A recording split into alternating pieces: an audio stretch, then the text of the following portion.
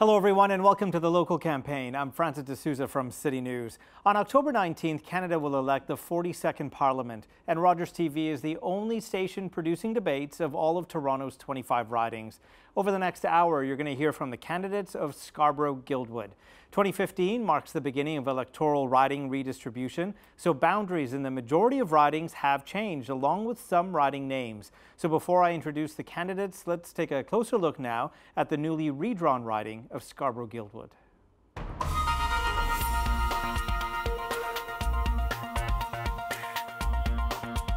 The riding of Scarborough Guildwood stretches from Highway 401 in the north to Lake Ontario in the south.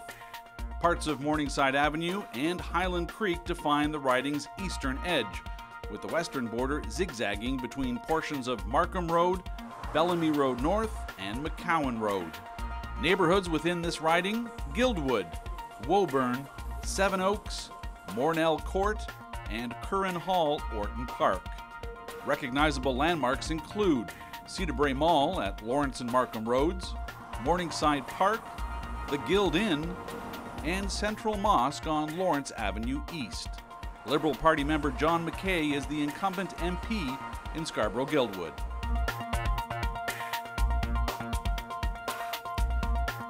Well, now it's time to meet the candidates. Each will be given 1 minute to make their opening statement. This will be done in the order of most seats by party in the House of Commons. So first we begin with Chuck Konkel of the Conservative Party. Chuck.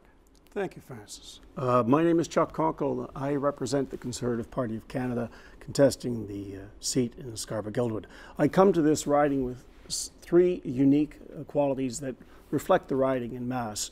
I'm an immigrant, actually a refugee. My mother is 100 years old, and I've been involved in law enforcement for almost 40 years. Those three things define the riding: the need for elder care, the need for helping new Canadians, and the need for law and order, peace and security on the streets of Scarborough Guildwood. Thank you. Okay, thank you, Chuck. Let's go next to the NDP's Laura Casselman. I'm Laura Casselman. I'm proud to represent the NDP in Scarborough Guildwood. Scarborough Guildwood is home to me. My family has lived here for 3 generations.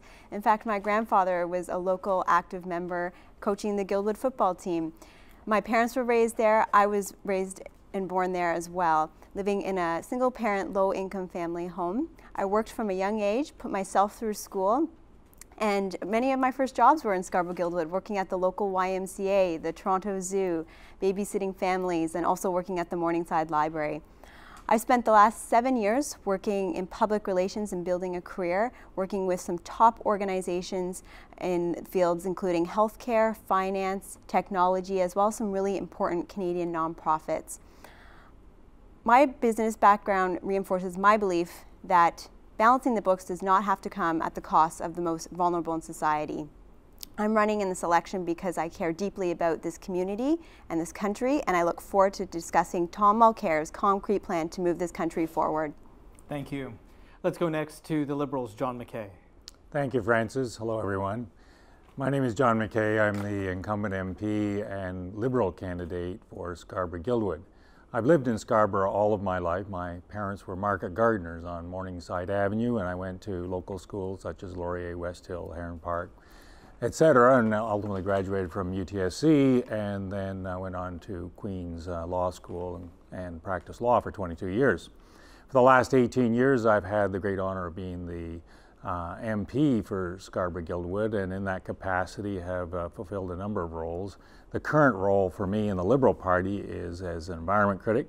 Prior to that, I was the defense critic. Prior to that, I was the chair of the Government Operations Committee. Prior to that, I was the Parliamentary Secretary to the Minister of Finance, and prior to that, Vice Chair on the Justice Committee. I'm married. I have 5 children. I have 3 grandchildren and a newly minted son-in-law. So thank you for the opportunity to participate in the debate. I look forward to our conversation. Okay, thank you. Let's go next to the Green Party and Kathleen Holden. Hi, I'm Kathleen Holden, running for the Green Party, as I love my neighborhood as it consists of a lot of green. Go figure, green. I care about the seniors in the nursing homes, everybody in the community. I talk to about their issues all the time, and I just need a voice to be able to help them. I fumbled. That's honey. okay. I fumbled. That's okay. Go on. Okay, that's okay. I missed out on what I'm supposed to be doing. I'm talking about me, and I'm looking at these notes. And I have to, okay, I was a top fundraiser in Scarborough for multiple sclerosis. I have so many people who care about the environment and what is happening to it, and I just felt that I need to get involved and protect the Canada that I know and love, as my family is now deceased as they all fought in World War I and II. So I am concerned. Okay, thank you, Kathleen. Thank you. Let's go next to our independent candidate, Kevin Clarke. Thank you, Francis, and I thank you, John McKay, for preparing this write-in so I can fix what needs to be fixed. Voters of Scarborough Guildwood, I am your dream. I am the politician's worst nightmare. I am the candidate you have hoped for so long. I am the liberal, conservative, New Democrat that goes further. I am also there for the immigrants, refugees, non-voters alike. That is why I am independent. I independently serve all, not just liberals, conservatives, and New Democrat. And my friends, that is the reason you must vote Kevin Clarke. Also, yes, the liberals, conservative, and New Democrat values are needed. Yes, we must not ignore or neglect the needs of humanity. Those less fortunate. We have poverty, police abuse of authority, political abuse of authority, and violation of our legal rights and our Charter of Rights day by day. In Scarborough Guildwood, vote Kevin Clarke. In Sudbury, vote John Raymond Audette. He is with the people. Thank you. God with us. Thank you, Kevin. And I want to let you know that we invited the two other registered candidates in this riding, Michael Busney from the Libertarian Party and Paul Kuhlbach from the Marijuana Party. They did decline. So now let's begin our question and answer period of the debate. So each candidate will be given 30 seconds to respond, followed by discussion. So are we ready for our first question? So it is this. Scarborough Guildwood encompasses both affluent neighborhoods and those designated at risk. What do you see as the priorities for this riding in terms of safety and security? As MP, would you advocate for a tougher approach to criminal justice? And Chuck, let's begin with you, please. I obviously speak with some degree of experience in this matter. I have been a police officer for quite some time. I have seen the nature and quality of crime caused in the neighborhoods increase. Notwithstanding statistics that say that crime is diminishing, our riding has pockets of extreme violence, and I think the people I've spoken to are concerned. And they're concerned because many of the individuals feel that the courts are not meting out proper punishments. Okay, I'll hold you there. That is your 30 seconds. Thank you. We'll be able to discuss more when we get to the open discussion here. Laura, you're next from the NDP. Thank you. The NDP's approach has always been to look at the root causes of crime, and often these causes relate back to poverty and lack of opportunity, which clearly Scarborough Guildwood needs to improve on. It has one of the highest poverty rates across the city, 6% higher than the average national rate, or sorry, the Toronto City rate. So we want to look at opportunities to provide for youth, to increase household incomes, to also, Tom Mulcair announced an initiative for youth specifically in sports as well. So that is your time. Thank you. John. I think it needs to be stated up front that Scarborough is one of the safest communities in Toronto and in the GTA. Scarborough bears a bad rep. It's not as if there aren't individual pockets where there's problems. Second, I'm a big fan of community policing. We have a really good C43 division, with which I've had a good working relationship. The third thing is, a few years ago, I was on the Justice Committee when we passed the anti-gang legislation, and that has, in some measure, cleaned up some of the more egregious aspects of criminality. Thank you. Let's go next to Kathleen. Can I pause for a second and ask you a question? Well, you know what? This is your 30 seconds to answer, and then we'll be able to ask everyone Okay, what questions. was the question again? Sorry. So the question is about As an MP, would you advocate for a tougher approach to criminal justice? Absolutely, I would. In Guildwood, Scarborough, as the high school, the kids are causing fights unnecessarily and causing a lot of problems. So I think that we need to get some undercover police to just take care of my neighborhood, Guildwood, Scarborough. Okay, thank you. Kevin, your 30 seconds begins now.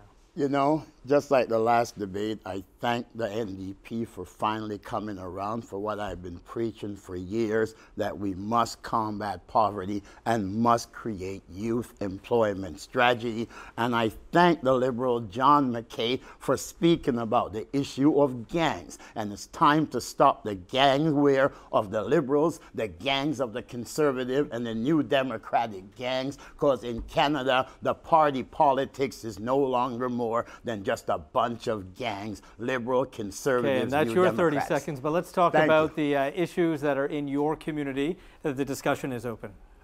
Frankly, when people say that poor people are criminals, I find that offensive. So poverty and crime do not necessarily correlate. What does happen is criminals are criminals, and be they white collar or poor, criminals are criminals. I don't agree with that, John. That's, please.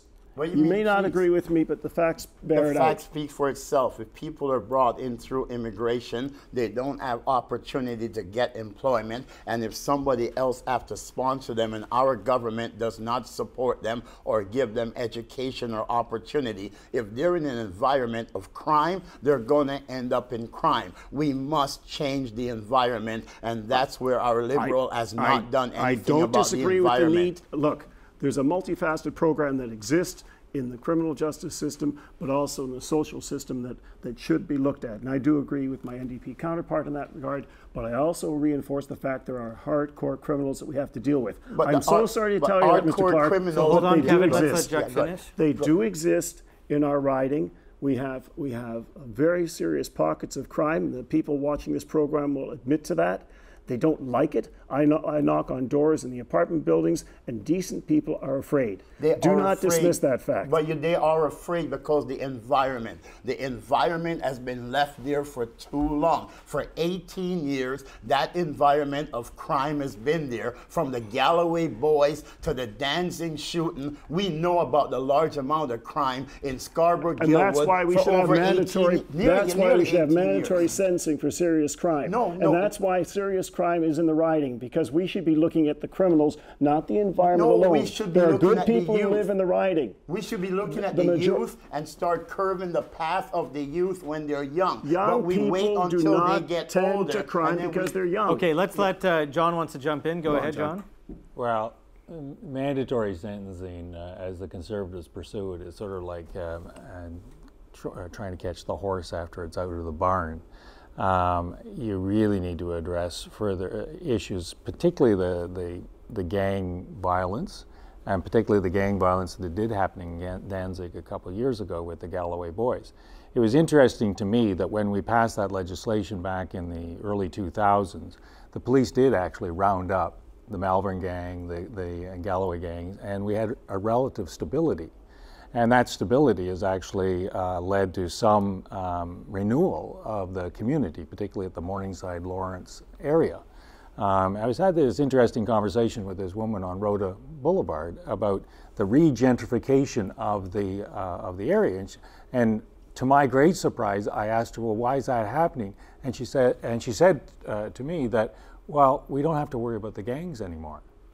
And I thought, well, that was kind of an interesting correlation between what happened in Ottawa on the Justice Committee a few years ago and the actual result in the neighborhood. But John, so, But can you explain why shootings are so drastically up in Toronto then, John? Is it because well, your they're system actually, works?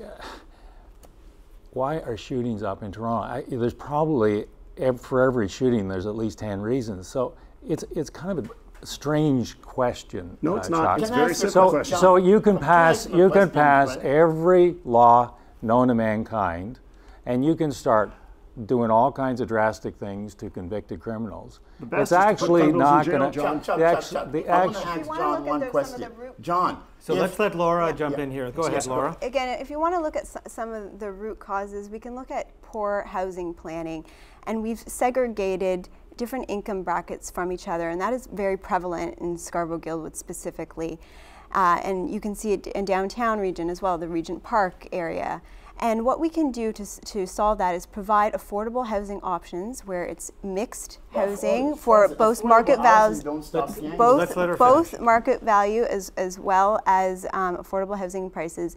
And when you bring people together in that manner, it lessens the inequality as well as increases the diversity in that area as well. Okay, Kevin, go ahead. I like that, John. John, you said that you spoke to this lady and she told you about the regeneration of the riding. But you are the 18-year federal member of parliament, 6th-term member of parliament. Why is this citizen telling you about the regeneration of the riding? Should you not already know that? What were those people thinking about in the last 6 elections? They Lord, keep on Well, like John, that. because John, they were thinking there was no competition. There was no Kevin Clarke. There was no hard-nosed candidate to address the issues that the politicians don't address day See, by Chuck, day. you There weren't was only hard-nosed enough. liberals, conservatives, and New Democrat. But now there's an independent voice for the people, and I am the independent voice to deal with the social decay. And for us to deal with the social decay, it has to be the end of the days for John McKay. And Konkel, you ain't going to replace him Mr. too. Clarke, I'm going to tell you something. Yes. The choice is for the public, and there are And the 3 public will candidates make here, yes. in addition to yourself, who will But certainly the be fact at. is, I So have hold the on, most Kevin. experience. Kevin, Please let's allow let me to Chuck. finish, Go ahead. Kevin. Look, you're one of 5 candidates, Kevin. You may think you're the best. No, I think I John, am too. I don't think so. The people you're have talking- told. he's I'm a Chuck. 6-time mayoral candidate, That an must say 8-time something. provincial candidate, a That 3-time. must say something. You're darn So- right. From being So a hold on, homeless man. let's That's focus after back. being a Let's homeless focus man. back, Kevin. Let's focus back on the issue, which we're talking about the Which is criminal Canada. justice system and whether it needs to be stricter. How do we need to reform the criminal justice More system education. to address some of the issues that we have at hand? There are so many things that involve themselves in criminal justice. When I say that criminal justice, we deal with criminals, that's one aspect. There's community programs. Please, I do not dismiss the importance of community programs, working with people, getting them out of poverty, getting them proper jobs. Vengeance I is reiterate, God's, I not do ours. agree with you, Mr. Clarke, that the incumbent has failed in that. I agree with you very vociferously that in 18 years we've seen this riding become a ghetto. And that's a sad commentary. And Chuck, I got no It's doubt. also So not hold true. on, John, go ahead. Last it's comment on also- this question. And it's also not true. Yes, it is. And if you persist in that view, I encourage you when you're door knocking to say to people, "Oh, this is a ghetto," because I've done a lot of door knocking in the last 18 years, and it is far from a ghetto. In fact, it's one of the finest places in all of the GTA to live. And if you That's why- as that's why candidates people are afraid if to you go as outside candidates at wish to nighttime. talk it down, you're welcome to that strategy. But I think it's utterly foolish, not talking and it is down, not true. John, did you and it destroy is all my not campaign signs? true. Did you So here's destroy- what we're going to do. We are going to move on to our next question. Good thinking. Yes. And if you didn't destroy all my Okay, campaign I need a signs, gavel you did. or something Are here. you saying Order it's in so the court. peaceful? Order, Yes. order. Go Here we ahead. go. This Okay. is Next question is about immigration. So Canada accepts more than 250,000 immigrants every year, the highest intake per capita in the world. The current government is focused on skilled migrants chosen for what they can contribute to the economy. Should we change our current approach to immigration? Yes. Kevin, you can start us off here. Definitely, it is not about skilled immigrants. It's about the needs of humanity, those who are in need, those who are being persecuted, those who are in pain, suffering, and anguish, and those who are willing to contribute to the welfare of their fellow man. I am for opening the door for immigration, except let's not make the same mistake as the older Trudeau did. Let's have education with immigration and make sure we have the social policy to where these immigration don't end up in jail Thank or you. end up That's in our your time, mental Kevin. health system. Thank you. Let's go next to Chuck. We're very proud of our record on immigration. I don't take second fiddle to any other party in this matter. We've brought the highest number of immigrants to Canada, far greater than the Liberals. The Liberals had a head tax. The Liberals did horrific things to immigration. They diminished the number of immigrants in Canada during your tenure when you were in government. We've increased immigration. Yes, we bring in skilled immigrants. We also bring in lots of refugees, and we're very proud of our record on refugees. Okay, thank you. Kevin, hold on there. Open discussion will commence shortly. Laura, you're next. Sure. So my husband's family immigrated here in the 1970s from India, and when they came here, they worked hard, but they were able to get 2 decent paying jobs with pensions. Now when immigrants come here, newcomers come here, they're having to work 2, 3 jobs, 7 days a week just to afford a basic living apartment conditions. So the NDP is committed to strengthening the foreign credential programs, because we are having several skilled workers come here, but they are ending up in low wage paying jobs. And we also want to ensure that we protect citizenship. Thank you. John. Well, we do in our office immigration issues all day, every day. And if this is such a great record, I don't know why our caseload keeps on increasing. Family reunification is an absolute disaster. Processing times go up and up and up. Citizenship applications keep getting bumped and bumped and bumped. And the refugee attitude of this government is disgraceful, absolutely disgraceful. And to say and pretend that we are a Canadian nation of decent values after what this government has done with the refugee file is a fiction beyond imagination. Thank you, John. Kathleen. Well, my problem with the refugees, we're not really giving them a home, as they're just getting temporary citizenship. So it's not like they can look at Canada like this is their home. And I know what it feels like to be kind of out searching for a place to lay my roots down and be safe and know that I'm gonna stay. I can't imagine how refugees must feel. No wonder there's so much crime, because they're not able to stick around. Thank you. And the floor is open. So what we have to say about immigration is that we have to invest more in humanity and look at the individual for their needs.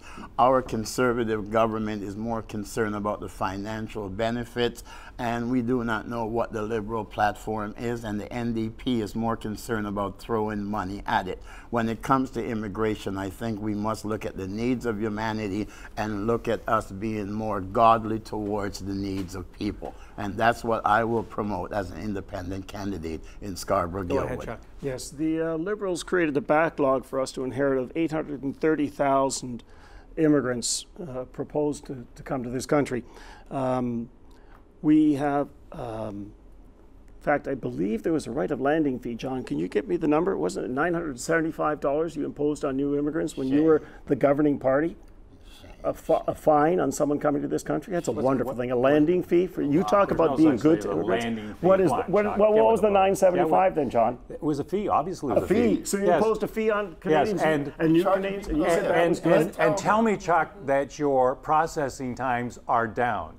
Tell Yes, me they that are, you're actually. receiving Yours more were 64 refugees. months for Tell me grandparents and that parents. They were the 64 citizenship months, time John. has shrunk. How can you Well, charge Chuck, people to just spend one day in my office. One day. That's Well, all you maybe- need to maybe do. clean it up in one day, John. Day. It's good to see you in your Spend office, it in John. my office, and you will see the absolute truth on the ground of how this government has destroyed the immigration system, Really? the citizenship Don't worry, John, system, I'll be there and the for 4 refugee. years, I'm okay? relieved about that, Kevin. Thank you. I'm comforted by that. I'm glad for your endorsement. You've done a good job, but not a great job. I'm there to They do have a a better job. backlog for us of 108,000 parents and grandparents. That's what we inherited, John. That and was you- your and record. you have when you were in tripled and government, quadrupled when it. you were in government, you did nothing, When John. have, did nothing. when you have tripled, quadrupled it, there Tripled, are that's a endless, lie, John. endless Are you sure lies. you Pardon were me. ready when you People got there, give John? up. Endless. People have given up on your government, Chuck. No, John. They have They've given up up. The last both debate of your you said you get 10 government people in and the- the NDP. They've given Please, up on John. the politicians. That's the Please. problem. People are sick and tired After of the 18 years, political I expect crap. the truth It's from got you, to John. stop. It's time for people to independently choose their candidates by the merit Kevin, of thank the you. candidates. Kathleen, you wanted to jump in? Yeah, Green Party policy saves our planet. Yes. I think that should be a top issue. And Kevin Clarke is for green. God bless Elizabeth. I would just say that we've had backlogs from the Liberals and the Conservative government, and part of the issue here is that we need to create good-paying jobs for immigrants. And, you know, it seems to be that the Conservative definition of jobs and jobs creation is just over broke. So we need to make sure that we stop giving corporate tax breaks to the wealthy and reinvest that into good-paying jobs to stimulate the economy. So when immigrants come here, they can have a decent wage and living. What happened to the people who are here right now who are unemployed? If we give the good paying jobs to the immigrants, is there no jobs for the people who are here? Why don't we create a better social structure so that we can deal with the needs of humanity? Why don't we lower the taxes? Why don't we lower the cost of living? Why don't we give employment to our youth? Why don't we stop giving all these big pensions to politicians and all these big bonuses and all these big handouts to corporations? Why don't we start taking care of the people? And when we take care of the people, we can take care of all humanity. So you can say, let's give great paying jobs to the immigrants, but hey, there's a lot of Canadians who disagree. Kevin, actually in our platform, we do have a commitment to increase the corporate tax rate from 15 to 17%. So But we can reinvest Hold on, that. Kevin, let's let Laura So finish. we can reinvest that into working families and the community. But that's where Thomas is lost, because it's not about the money. It's about the education. It's about the human interaction. It's about the training. It's about making sure we have the proper resources so we have these people can have opportunity. If we just say, here's some money, go out there and do the job, if the guy don't know how to turn a drill on, you ain't going to be able to drill a hole, are you? So let's deal with education, and let's make sure we have a better standard of living for all people in the country. thank you, and when Kevin. we do that, we can deal with Kevin, the which is refugees. why we're very proud that we have the apprenticeship program, which allows young people to secure employment and get jobs. And give training. And give training. I would agree with the Conservative. The only problem why I can't support you, Chuck, is that I'm in the race. And I can't support Mr. Harper. But you make a pretty good candidate, and I encourage Conservative You know, voters. we've sort of forayed into youth unemployment. I'd like to stay away from personalities. From immigration. You know, there are young immigrants that come into this country also looking for jobs, and you know, the loss of some well-paid manufacturing jobs has been keenly felt in Scarborough, and the need for more secure employment is a major issue in times of economic uncertainty. Youth unemployment in particular is a concern. It stands at 18% for those aged 15 to 24. Politicians often talk about how they will create jobs. We've heard about this. But aside from increasing the number of public servants, what can governments actually do that will increase the private sector workforce? John, you can begin. I'm John. You're John. Sorry, John. Yeah. This John. This John. Yeah. No, we're not interchanging. Right. Interchange. the same. Mr. Trudeau announced an infrastructure plan, both for green and social infrastructure, and it's a $60 billion plan over 10 years. It is substantially means to address the very issue that you've raised, because jobs just don't grow on trees. So there has to be a stimulative effect from the federal government, and that means that for the short term we're going to run deficits, and so that the economy will start moving again instead of being the way it is currently, which is flatlined. And so that it will be our major stimulus, job stimulus program. Okay, thank you, John. Kathleen? I think we should implement the carbon taxes, and you can check out the Green Marshal on Facebook. Okay, thank you. Kevin? Well, one thing I look to do to create more opportunity for youth is I look for a federal program that once you're between the age of 14 and 17 years old, if parents are receiving child bonus off you, those individuals will be guaranteed an income. So the parents must pay their children a guaranteed wages. So if they want to go out there and look for employment or volunteer, that they're not being hindered because they have a deadbeat parent or because their parents are spending their money on their frills and on their drugs. I think between 14 years old and 17 years old, youth are the most vulnerable for them to be influenced by others. So we must give them greater opportunities. Thank you. And Chuck? Well, I've already reiterated the importance of an apprenticeship program. We are going to be losing the vast majority of our professional tradespeople the next 20 years, and we need to find people to work well-paying trades jobs. They're there. There's vacancies. We need to find young people to fill them. We need to train them. In addition to that, we also need to allow small and medium business to have less taxes. And we believe in that very strongly. That's why the payroll tax is being diminished by this government, because we feel that, among other things, John, because we feel, sorry. Okay, no problem. We'll get into the discussion, no problem. Sorry. Laura? So part of the NDP's plan is to increase revenue and end oil subsidies, which has been in tune to the billions. And I've been talking to a lot of voters, particularly in the residents and in Scarborough Guildwood, and they are excited about the NDP plan to invest in the green economy, which Canada is lagging behind in. And this is a huge growth opportunity that can bring Canada forward and into a modern and more sustainable ecological plan. Okay, thank you.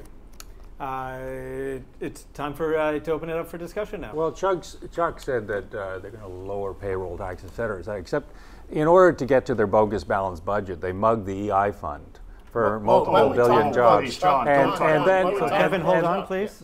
And mugged it to a considerable extent in the order of billions of dollars. So it's kind of hard to argue that, well, we're going to lower EI premiums, which are essentially payroll taxes, and simultaneously say that we're going to use that money for a youth stimulus. So it's one or the other, Chuck. It is a means of balancing a budget at all costs in order to be able to have a political statement during an election year. It seems that Mr. Harper is only interested in balancing budgets in an election year. All the rest of the time he just runs deficits.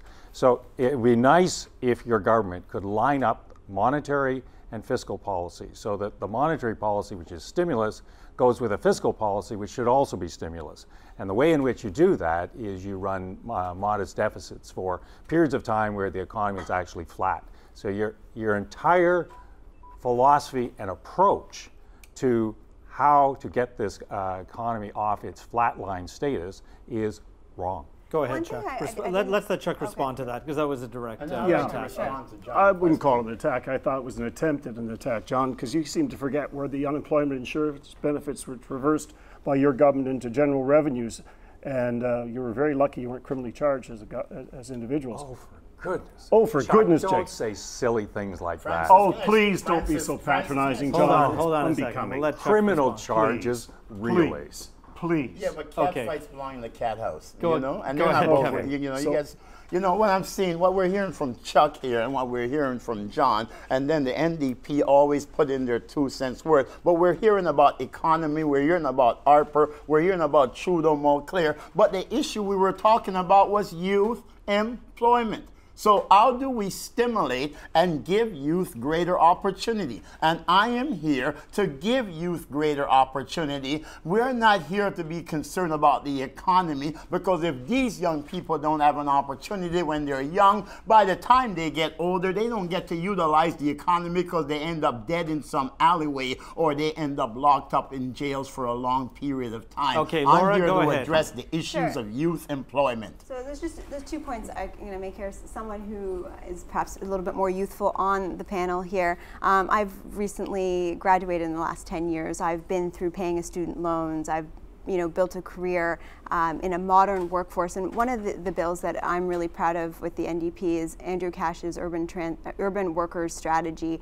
And it looks at the patterns of a modern workforce. And I know between my colleagues and peers and young people coming into the workforce, that they have contract, part-time work. Here in Toronto, over 50% of jobs are part-time precarious work. So Andrew Cash's bill looks at ways to support different types of employment, getting them, for people on contract work, dental benefits, looking at how they can access the EI, which both the Liberal and Conservative governments have rated to balance budgets in the previous years, how they can access that to support and sustain themselves in this modern economy. So how does that help the youth? And the second thing that I want to talk about is the one thing that I never really understood about the Liberal plan is that If you're not going to, I know, but you interrupted previously and didn't give me a chance to finish. So Kevin, let's let her finish. Yeah, but let's talk about youth employment. Not I would liberals, love a chance conservatives. just to finish quickly here. Thank you so much, Make Kevin. it quick, please, because the Yep, MVP is gone. I will make it quick.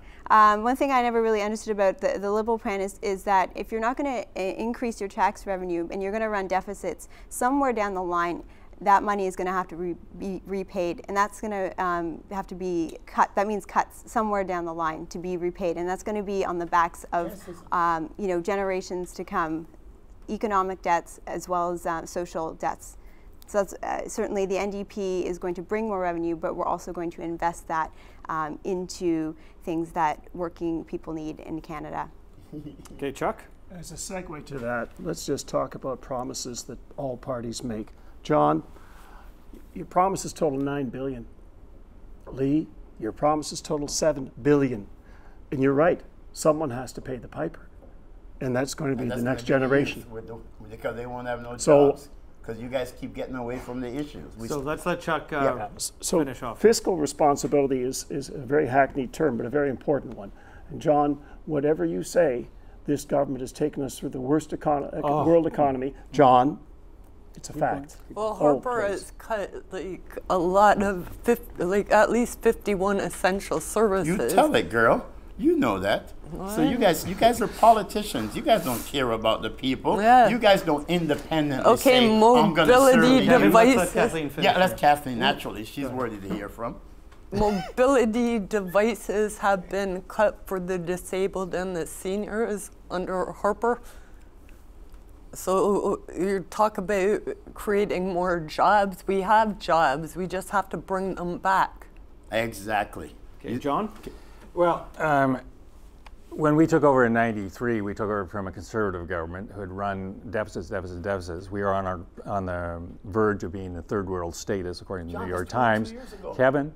So let's let John finish, okay, right, but Kevin? Yeah, but he should have finished 22 years ago. 1993. What are you doing here in 2015? If I had a mute button, Kevin, I would use it right now. I know. Okay. No, we want to hear you, Fred. I would vote for you. You'd vote for me? Yeah, I would definitely. Well, that's two votes we've got. You two votes so far? Yeah. Okay. Yeah. Well, no, Chuck, I won't vote. Okay, Kevin, let's get back on track here. John. Can I borrow that mute button? You need it, John. So we took over a faltering economy and then got it back in shape, ran 10 surpluses in a row. We were defeated in 2006 when we handed off a $13 billion surplus, which was essentially the last surplus that this government's ever run. We got through and so Mr. Harper cumulatively has run about $150, $160 billion worth of deficits, and he's squeezed back into surplus by the narrowest of margins by essentially selling off the furniture in order to be able to get there. Keynesian economics, for want of a better term, uses stimulus when times are bad. Times are flat. We're in a technical recession right now, and unemployment is quite deep. We have really serious problems in Alberta. So the Bank of Canada has actually recognized that, and so they have lowered interest rates. The consequence of that is a stimulus. The Government of Canada, for whatever bizarre reason it's chosen, has to go anti-stimulus. And therefore you have monetary policy and fiscal policy fighting with each other, and the consequence of that is that we have higher unemployment than necessary. The consequence of that consequence is that youth unemployment is far higher than necessary. So these things are important, and this is the big lever that the Government of Canada has, both monetary policy and fiscal policy. And in our view, the fiscal policy of this government has been atrocious, running deficit after deficit after deficit, destabilizing the fiscal framework year after year after year because of a lot of stupid decisions which are entirely politically motivated. But John, are you calling the Conservatives stupid or the government? Do you know the difference between the conservative, liberal, New Democrat and the government? A government is a service of coming together of all people. Liberal, conservative, New Democrat, it's like 3 different gangs. You go out there and you fight a war. When it's over, the ones who are surviving, those are the ones that become the government. Kevin, we have to get back on track. Yes, so let's work together as a government. Like, you know, we got to get the gangs out of government and the politics from the liberal, conservative, New Democrat. We heard that from you. So Chuck, go ahead. So if we were in a technical recession, John, does that mean that your $9 billion in expenditures are just technical and the young people are not going to have to repay that money one day? Of course they have to. Of course they do. No, the books will balance themselves. Is that right, John? I don't argue that the position put forward by Mr. Trudeau is that we are going to run deficits. That's a given. We've decided to do that in part because we need an infrastructure plan, we need a green plan, and we need social plan. It was divided, $60 billion divided into 3 parts over 10 years. Kevin. Okay, Kevin, thank you. You talk a lot, John, but there's Kevin, you gotta respect everyone. I will, but Kevin. He's talking a lot, but he's not doing much and saying much about what's being done. You're also talking a lot, so let's let I'm talking about issues and productiveness. Remember that mute button? You were good the last time John spoke, so it's good. Go ahead, John. Yeah. The mute button, thanks. So Mr. Trudeau has promised that there will be deficits. So we do distinguish ourselves from both parties who want to go to bogus balance. And the reason that we do it is that this is an economy in need of stimulus. And so in order to get to stimulus, you actually have to run deficits for the next number of years. Okay. So we're going to let Laura go ahead. Go ahead, Laura. John is under the false pretense the only way to get stimulus is to run a deficit. And if both the Liberals and the Conservatives had the courage to stop giving corporate tax breaks to their buddies, then we could actually bring in new revenue. The NDP is the only party that's committed to doing that by increasing the corporate tax rates 15 to 17%, which is still a very competitive rate and lower than the average during the Conservative time. It's far lower too than our American counterparts. We're going to end the oil subsidies, and we're going to close CEO tax loopholes. And those are just some of the ways the NDP is going to bring in revenue so we can invest in families to make life more affordable. Okay, I want to talk a little more about investment, and especially in our own city. And many Torontonians feel that urban infrastructure is not keeping pace with this growth, that the GTA has seen it as the fastest growing region of the province. So we face increasing traffic congestion, we see crumbling expressways and overtaxed utilities. Everyone agrees we need a massive infrastructure renewal program. Where will we find the money for this essential work? How will your party approach this crucial issue? Laura, we'll begin with you in your 30 seconds. Of course. So the NDP has a fully costed, balanced approach to investing specifically into Toronto infrastructure and transit. 12.9 billion for Toronto specifically, with 7.7 billion going to transit. I'm a transit rider myself. I ride the 54 Lawrence bus. The road conditions are in shambles. It's like riding a TTC bus on a dirt road. And I can tell you, if the very wealthy people in this country had to ride those buses every day, those roads would be fixed. So like I said, the NDP... That's your time. Thank you. John? Mr. Trudeau has proposed a $60 billion deficit divided into 3 categories: public transit, green, and social, primarily social housing. And over those 10 years, we are going to address specific issues that, as they are presented by the municipalities. He spoke to the FCM back in March in Edmonton and said that where it comes to green infrastructure, it will be directed to mitigation and adaptation to climate change issues. And on public transit, it'll be things like the GO train or the Scarborough subway or the grade separations at Galloway Morningside, that sort of thing. Thank you. Kathleen? Well, fossil fuels are replaceable with the new renewable energy technologies that we have. So I think we can get some more jobs there. Okay. Kevin? You know, I'd like to thank Mayor Tory.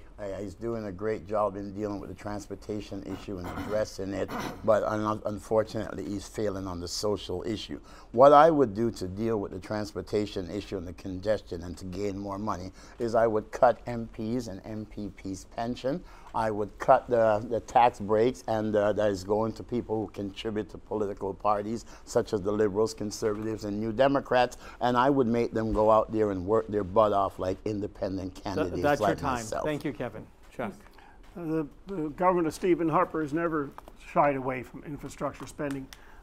A very, very simple point is the large swimming pool facility at Morningside and the 401, paid for by funding from the Government of Canada. The Government of Canada also has put $264 billion into Smart Track and is certainly, in concert with our provincial counterparts, if they ever came up with the money, committed to completing Smart Track. The problem here is not infrastructure. The problem here is the provincial government, which is bereft of funds and can't commit any real money to any programs. Okay, thank you. The discussion is open now. You know, when we talk about transit and congestion, I had to spend like $35 to get in a cab because the transit system was pretty slow. And I think that with the amount of money that we spend on politicians' pension, the amount of tax breaks that are given to people who donate to the Liberals, Conservatives, and New Democratic Party for them to fix an election between their parties and exclude everyone, I think if we stop those contribution rebates that are given, and if we take that money and throw it into transit, I think the people of Scarborough Guildwood, the people of the City of Toronto, the people of the province of Ontario, and the people of Canada would definitely support that. It's time for us to make the politicians accountable and let them not spend our money unwisely as they've done for so long. And it's been done by the Liberals, the Conservative, and the New Democrat alike. They are no different. They are just politicians trying to put politics over on you. Let's fix transit, say no to the Liberals, Conservative, New Democrat. What about the health in the grocery marts with all the GMOs in our food? That's not very healthy. Well, food is definitely an issue, but right now we're speaking on the issue of transportation, but I definitely agree with you that the government, and well, not the government because the government is good, the politicians, politicians have failed us. Yes. Well, that's what we get when we only listen to Liberals, Conservatives, New Democrats. The people's voice is not heard. Okay, let's go ahead, Laura. Thanks. You know, I was speaking recently with the residents around the Markham and Lawrence area. There's many high-rise apartment buildings specifically in that area, many people who work shift work. Scarborough has been neglected when it comes to transportation and investment here. Those people working shift work do not have a 24-hour bus running and often have to take cabs. And these are people working minimum wage jobs. So certainly, something that I am personally committed to is making sure that they have a Ellesmere bus that runs 24 hours, as well as, and speaking of municipal politics, Olivia Chow was someone who ran on a platform to look to increase bus services in these types of area where it is needed most. John? The issue of the Scarborough subway is a live issue on the streets. And I think there's a pretty broad consensus that something has to be done pretty darn soon. I don't disagree with Laura that Scarborough has not been properly serviced with the growth of infrastructure over the over the last number of years.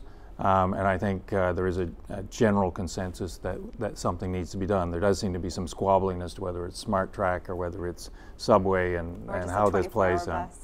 Or a 24-hour bus, you know, I think it's sort of let's just get this done. I think the provincial government moved forward a bit with taking the GO trains and turning them into a half-hour GO trains. I thought that was good. I think that there should be some move towards electrification.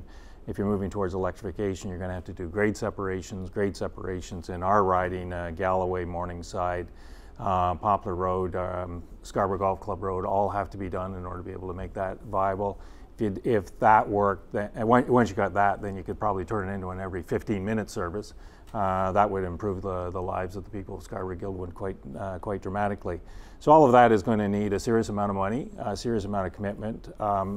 Any federal government, it doesn't matter what stripe, is going to be guided by the local politicians and the local levels of government. And then it's just a case of finding the money and finding the will to do those sorts of things. But within your platforms, are there any direct commitments to the Toronto Transit Commission, the TTC? Laura, when you answered the question, you did mention a number, $12.9 billion. Mm-hmm.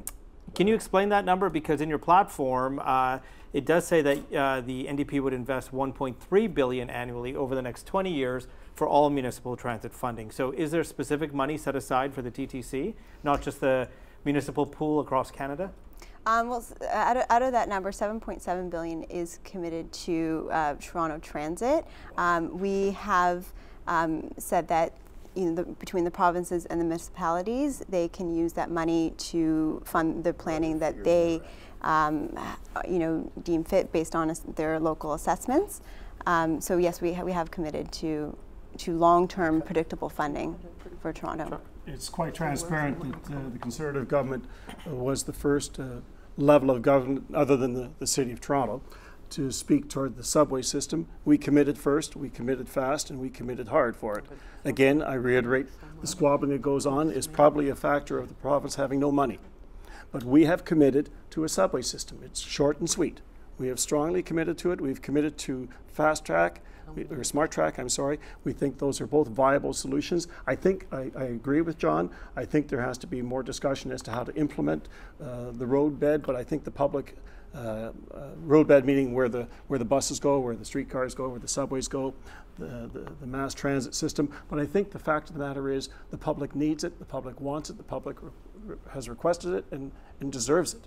Chuck, can I ask you a question? You're talking about investing in all this, and John and Laura, they decide to agree with you. But let me ask you. Isn't it wonderful? Yeah, when you're investing all this money into a system that has so much problems, have you seen the amount of breakdown there was on the Toronto transit system this year alone? So you're saying that each of your party would invest Kevin, a large you're going to have to amount. sit back a little bit there. Each of your party. You're almost a Green Party member. Yes. Each of your party will invest a large amount of money in an infrastructure that needs fixing. Why don't we fix it? That's why we invest. Why don't we? No, you don't. You give better service first, but and you have to keep the money service aside. Comes with funding. No, it's not about money. That's why I'm here, because you all think it's about money. That's why you're liberal, conservative, New Democrat. It's about humanity. You need a bus, not a smile. Better service for the people. Okay, That's hold what we on, must put hold on, forth. Laura. So what I'll say is that the Conservatives have been in power for 10 years, and I'm just hearing about their commitment to fund a subway as of last year when the municipal elections popped up. We need a government who is committed to long-term, predictable, stable funding for Toronto Transit. And before we even talk about subways, let's talk about fixing some of the problems. We don't have a downtown relief line. We don't have buses that run 24 hours for commuters. So let's start funding for some of those simple problems that we can fix immediately, like the roads, and start long-term planning for a subway growth. If you want a downtown relief line, you'll have to sacrifice your Scarborough line. That's what your own party realized. Why can't we both. work together as in unity? Work with the private sector, the public sector, and government come together and say the people are important. So let's come together of one mind, that even if we're liberal, conservative, New Democrat, and we spend most of our time fighting each other, Hold on, Kevin. Let's get Kathleen. Let's build a better service for the people. So Kathleen wants to speak. Go ahead, Kathleen. Go ahead. Oh, I was just trying to get him. Oh, you just wanted him back. Okay. We'll have to put a seatbelt on that chair, Kevin, along with that mute button. We have to get the green out of the race, and then Okay. that's good. Well, I was thinking we really have to start fixing our roads. Yeah. Like that's very important because it's costing a lot of car repairs that people have to can't afford the car repairs. The first real thing I heard in the office. Okay. Okay. Why can't you guys be like her? Huh? Make common sense. Oh, sorry, you're liberal, conservative, New Democrat. Okay, You don't John. make much sense. I just think that the point on stable funding is a legitimate point. The Martin government did set up the gas tax, which was a direct transfer to the municipalities. I see the municipalities as the third order of confederation, kind of an unrecognized third order of confederation with way too many burdens and way too little revenues in order to be able to do that. So the gas tax was, in some respects, the kind of an equalization, or not an equalization, I guess fair to say an equalization transfer. and it needs to be continued. And to be fair, the Harper government hasn't cut it. We do propose to increase it, and it is a way in which to get steady funding into a city like the City of Toronto. How they therefore then use it is according to their own priorities, and the priorities of Lethbridge, Alberta, and downtown Toronto are very different priorities. So we're not prepared to direct it. We are prepared to set guidelines. You know, things like the Don Valley, which flooded a year or two ago. That is an adaptation that needs to be made to climate change. And those are the kinds of things that the sewer system, the sewer water system needs to be refurbished. There's a whole raft of things that need to be absolutely done and done sooner rather than later. Okay, last comment from anyone here? Yeah, I want Canada's clean water back. Safe drinking water, Okay. Power to the people. So let's do this. We've had a healthy discussion, if not interesting at times. Let's move on. Yes, it is. Yes, very stimulating. Yes. Let's move on to our closing statements now. Uninterrupted closing statements. This will be done in reverse order of the opening statements. The candidates will have 30 seconds each. Kevin, you'll begin. People of Scarborough Guildwood, I am not against the Liberal, Conservative, or New Democrat voters. I embrace them and I serve them fully equally as I serve the less fortunate.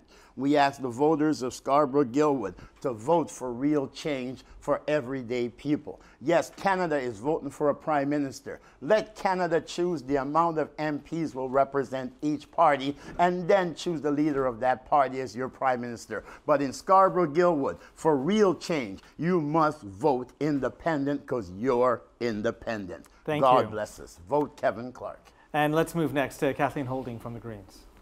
Hi, first I want to thank everybody for listening, and I hope you guys get out there and you go vote, as this is a very important time as our air quality and our soil quality and our food quality is not the way it used to be in Canada. We're using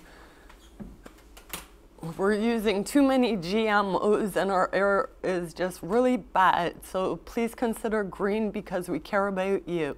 Thank you. Thank you, Kathleen. And John McKay from the Liberals. Thank you, Francis, for the opportunity, and thank you for hosting this. I hope your mute button didn't get worn out. Possibly it could have been exercised a bit more, but I want to thank the people of Scarborough Guildwood for honoring me with their vote over the last 18 years and 6 elections. It has been an honor to have served. It has been an honor to, I hope, contribute to the better of Canada. And I hope to be able to do that again on your behalf. Thank you. So if you want to vote for real change, vote for the Liberal Party. Thank you. And from the NDP, Laura Casselman. My friends, I am very excited to be part of the change that we need in this country. With your support, we can get this country back on track. And just like most recently Albertans who put their trust in an NDP, we can make that change. And together we can elect Tom Mulcair as Prime Minister and have a government with a conscience and continue Jack Layton's legacy and build a Canada where no one is left behind. Thank you, Laura. And finally, Chuck Konkel from the Conservatives. Thank you, Francis, and thank you all for listening to the program. I want to thank all my counterparts for providing a very stimulating evening. More critically, we talk about change and the need for change, and the two of my principal opponents speak of change. Let's realize that the incumbent has been here for 18 years, and I have not seen the change that should have been in place for someone who's had 18 years to make that change happen. I think it's important to realize at election time you vote for Chuck Konkel, the Conservative Party of Canada. Go Jays, go. Yes, that we can all agree on, right? Go Jays, go. Thank you so much for taking part, and thank you for watching at home on the local campaign. Airtimes for other debates can be found at rogerstv.com. I'm Francis D'Souza from City News. Bye for now.